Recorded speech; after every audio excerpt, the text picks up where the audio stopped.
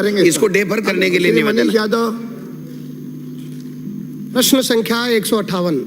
माननीय मंत्री जी। माननीय अध्यक्ष महोदय, सप्लीमेंट्री पूछ लेंगे तो सदन में आएगा किस वक्त? प्रश्न का खंड 1, जयपुर ग्रामीण में विभाग द्वारा संचालित अनुसूचित जाति, अनुसूचित जनजाति, अन्य पिछड़ा वर्ग, आर्थिक पिछड़ा वर्ग एवं अति पिछड़ा वर्ग उत्तर मैट्रिक छात्रवृत्ति योजना अंतर्गत वर्ष 2022-23 एवं वर्ष 2023-24 के लंबित आवेदन पत्रों की संख्या एवं भुगतान से लंबित राशि का योजनावार एवं वर्षवार विवरण परिशिष्ट सह पर संलग्न है।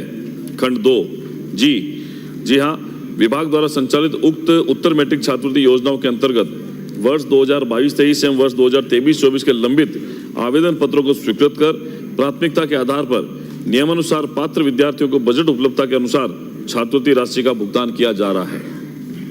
पूरक प्रश्न। माननीय सदस्य। पूरक प्रश्न।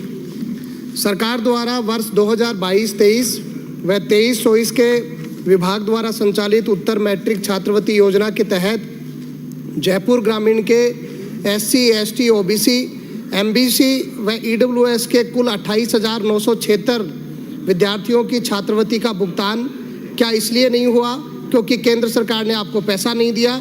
यह अनुमानित राशि जो 35,55,58,000 है वो किस तारीख तक विद्यार्थियों के खातों में पहुंच जाएगी?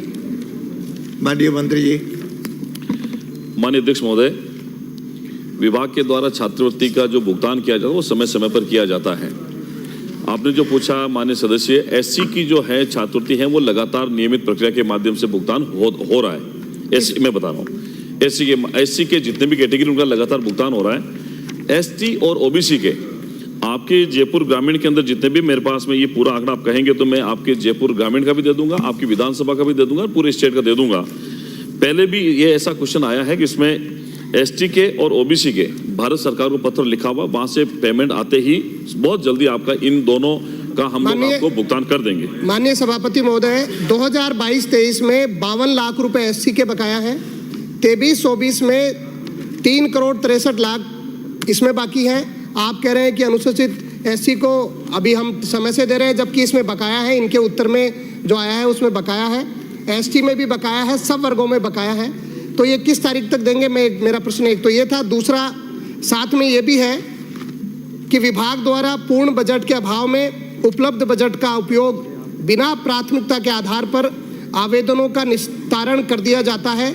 क्या सरकार इसमें पारदर्शिता लाने के लिए कोई योजना तैयार करने का विचार रखती है?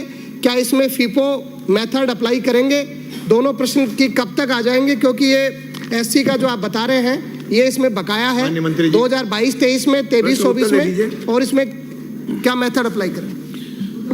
माननीय अध्यक्ष महोदय, मैं माननीय सदस्य को उत्तर में ये सारी जानकारी उपलब्ध करवा चुका हूं। 2022-23 और 23-24 में अनुसूचित जाति उत्तर मैट्रिक छात्रवृत्ति योजना में प्राप्त आवेदन, स्वीकृत, भुगतान से लंबित और आक्षेपित निरस्त, ये जो 7 कॉलम मैंने बनाए उसमें सारी जानकारी इन सभी योजनाओं की, जिसमें ST का भी है, SC का भी है, OBC का भी है, MBC का भी है और अंबेडकर आर्थिक पिछड़ा वर्ग उत्तर में, ये सारी 5 कैटेगरी जितनी भी योजना है इन सबका है।